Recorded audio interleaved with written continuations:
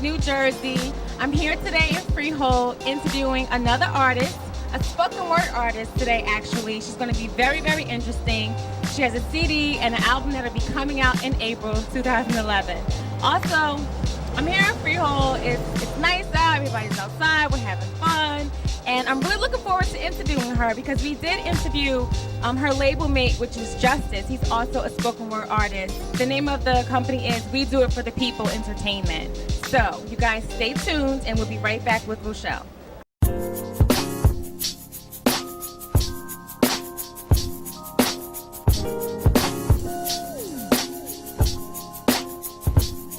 I'm standing outside the clear plate glass window of a beautiful jazz restaurant, watching the laughter and involvement and enjoyment of the people within. As I continue to watch and admire, I notice him approaching the stage. He is a speaker with purpose. It is decided that I will enter and join the spellbound listeners. As the lights dim, I allow my consciousness to fade into a zone branded dynamic livelihood. This particular man, the one on stage, knew his place in this world. That in itself made his words sexy, seductive, arousing.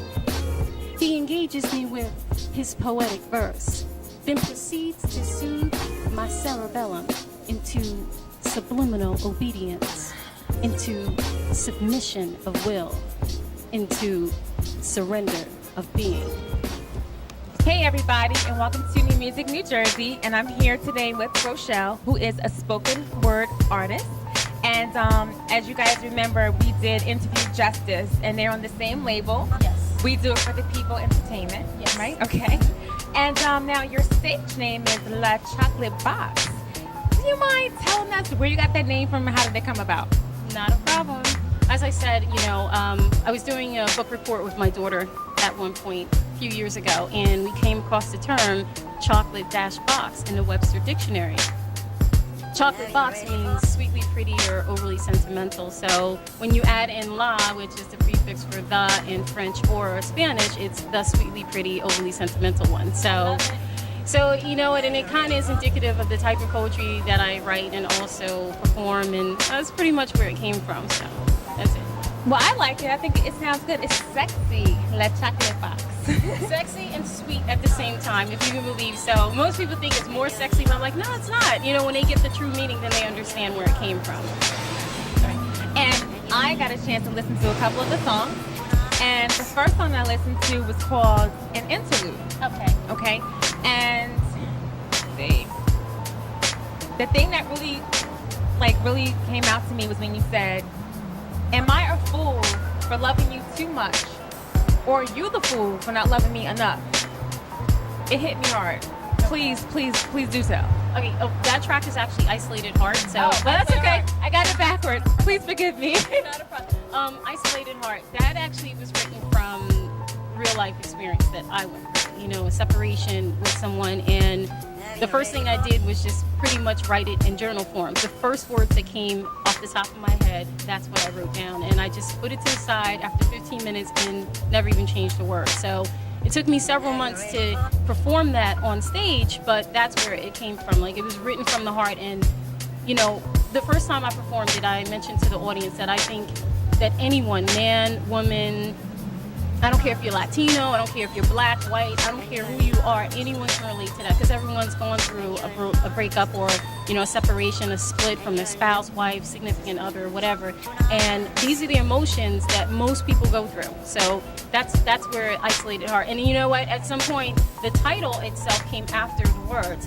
And basically it just means once, you know, when you're with someone and all of a sudden you're alone, your heart is isolated temporarily until you know, meet someone else. But during that time frame, it is isolated. So that's where that came from. So, you know, it's definitely one of the most endearing ones. Even when I listen to it, I kind of, you know, recall the whole experience, but that's where it was written. So, Rochelle, can you tell me, like, how did you get started with this? Did you always do spoken word, or how did you get started? I started maybe about a year and a half ago. I've always written small or short stories, and for some reason, you know, my sister, I was going through a lot of stuff, and my sister and I were attending a poetry show, actually Adult Relaxation. Shout out to Dana Reeves and Zion L for starting this, because pretty much if they didn't give us, you know, that event, or, you know, to you know, promote ourselves and just kind of present our work on stage, I wouldn't be here right now. So love you, Dana, love you, Zion. But I went on a Adult Relaxation, and the very first poem that I did, I was so nervous I couldn't even speak, but I think they had like a contest or something that I won, and I was like, I couldn't believe that, you know, I won that. So it was just pretty much on from that point.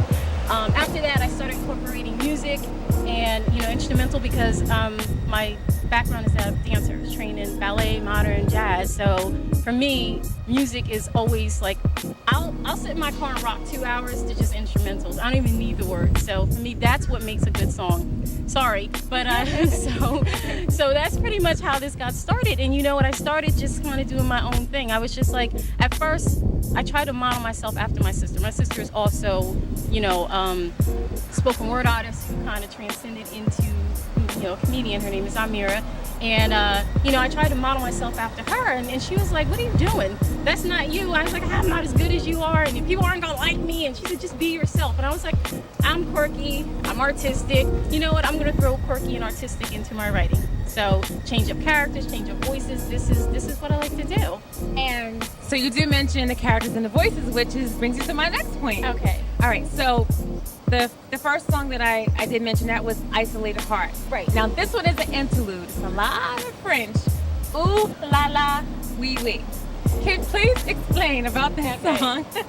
An interlude is an interlude, you know, i.e. short, you know, segment on an album, called an interlude during an interlude. So that's pretty much what it is.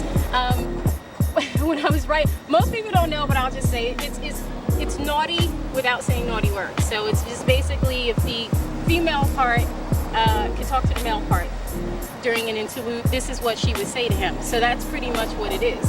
So every time I say she or anything that references to female, I'm talking about me, I'm talking about her, and anytime I talk about him, I'm really talking about really him. So the French came in as I was writing, and, you know, I threw in the ooh la la, and I said, that's kind of French oriented. I want to throw some French in, but don't know how to speak French. So I just, you know, I went online through Translator, you know, not original, everyone does that. But then I thought to myself, I really don't know how to speak these words. So I found a verbal translator, and then phonetically wrote out, you listen to it over and over again, phonetically wrote it out, and then trained myself how to speak it.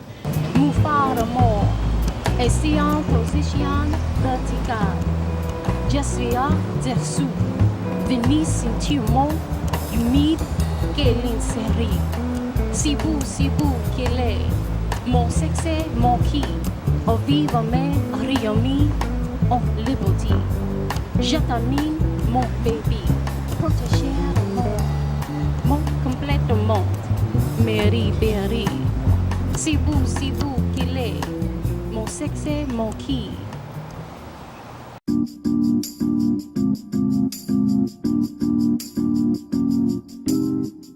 We're back. New Music New Jersey's Apples here in Freehold with Rochelle, who's a spoken word poet. You did mention dancing. Right. And did you go to school for that, or how did that start out? Well, I trained in performing arts, modern, jazz, and ballet in high school.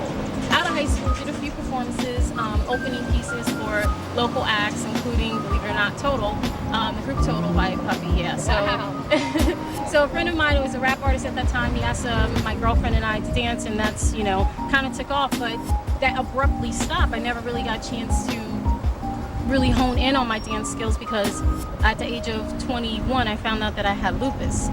So it was really hard, almost for 5 years, with weight gain and just joint issues. I couldn't move, so I stopped. And what I did is, because I am an artistic person, I kind of honed in on other skills, which was writing, painting. I designed clothes, and never really stopped doing that. At times I would just slow down depending on how I felt, physically. But now, of course, the last, knock on wood, the last 5-7 years have been pretty decent, not that bad with modern day technology. So it is, lupus, if you don't know anyone with it, definitely, do some research. I suggest anyone. I know that with the whole Tony Braxton show and everything, a lot of people are getting more information, but there's more to it. Just the average everyday person that has it doesn't necessarily get the medical attention that someone like Tony Braxton or Seal, who also has it, may get. So, and of course it affects African American women, so we really need to kind of be up on that. A friend of mine, Valerie Whitaker, started the Asaye Dance Company, and that's ASAYE Dance Company, last year, and she kind of brought me in just like as a creative, consultant of sorts or whatever. But what we're doing now is, she just had a huge what is it? I can't. I'm like losing the words right now. Huge audition to bring in new dancers, and we're looking to fuse dance with spoken word. Oh, so I've actually, during a couple of performances, I actually did have a dancer in, and we're looking to do more of that. As she would call it, this is sensory overload. So we just want to just take the spoken word, the live instrumental, maybe even a live band, and have dancers perform with that. And her dancers are more than willing, and they're very excited about doing. So we're working on those projects right now too. So it seems like Rochelle has a lot going on. She's definitely extremely talented, and I appreciate that you did come by and give us a chance to interview you. And I also have here a cover of Rochelle's album. Now, you did say it was going to be dropping in August of this year? We're hoping for August. I'm working with a couple different people. After the Storm Entertainment, Grindhouse, very good friend of mine. My brother helps to run Grindhouse, At One Entertainment. A couple different facets, and right now we're collecting beats. We're just kind of getting ideas, and I just, I explain to like each and every one of them. I don't want to be that type of artist that just gets handed an instrumental and say, work with it. I have to feel it. And I said, I hate to pull my diva card, guys. You know what I'm saying? But I want to work with, I want to work with like Western beat. I want to work with guitars. I get a lot of my inspiration, especially like with the instrumental, from different groups. I've done a piece to Beethoven, a modern day Moonlight Sonata, bass guitar by Beethoven. I've done pieces to, Portishead.